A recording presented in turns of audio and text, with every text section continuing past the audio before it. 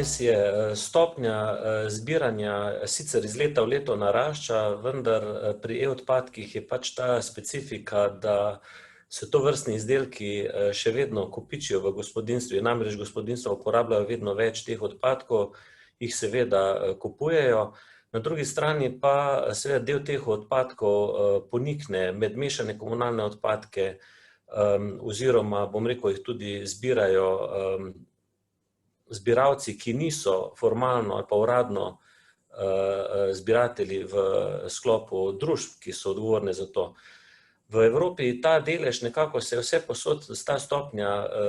ustalila nekje okoli 40-45% glede na količine dane na trg. Morda skandinavske države ali pa Benelux države, Švica so nekoliko višje, medtem ko so vse ostale države ali pa vzhodna Evropa nekje okoli tega cilja 40-45% in se vsi sprašujejo, kako dosegati stopnje zbiranja 65%. Na eni strani seveda, kot pravim, ugotavljamo, da precej teh odpadkov ponikne oziroma se odstranijo vredne komponente oziroma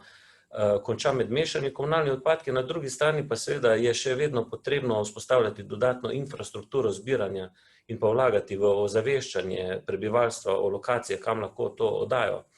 In na ta način z različnimi projekti smo tudi mi v Sloveniji dosegli to stopnjo, ki se približuje 40%. Pa vendar je vseeno, mislim, treba resno razmisliti o tem, kako spremeniti tudi zakonodajo na tem področju. Gre predvsem za to, da dostop do teh odpadkov in pa ravnanje s tem odpadkov treba bolj nadzorovati, da je potrebno, bom rekel, omejiti pogoje za družbe, ki se s tem ukvarjajo, da je potrebno implementirati standarde ravnanja z temi odpadki in vse to je prav, da je predpisano tudi v sami zakonodaji. Osnova za to je, pravzaprav je že kar nekaj časa, odkar je bila sprejeta oziroma so bile sprejete direktive o krožnem gospodarstvu, sprejet je nov akcijski plan o krožnem gospodarstvu v letošnjem letu in mislim, da v tej smeri pravzaprav tudi gre slovenska zakonodaja z temi spremembami v Zakonu o varstvu okolja. In na ta način jaz verjamem, da v naslednjem obdobju, v nekih 2-3 letih lahko dosežemo to stopnjo 65%. V tem trenutku je to zelo težko, mi pravzaprav prevzemamo in prevzamemo vse odpadke, ki se nahajajo v zbirnih centrih, pa vendar ta količina ni takšna, da bi lahko govorili o doseženi stopnji zbiranja.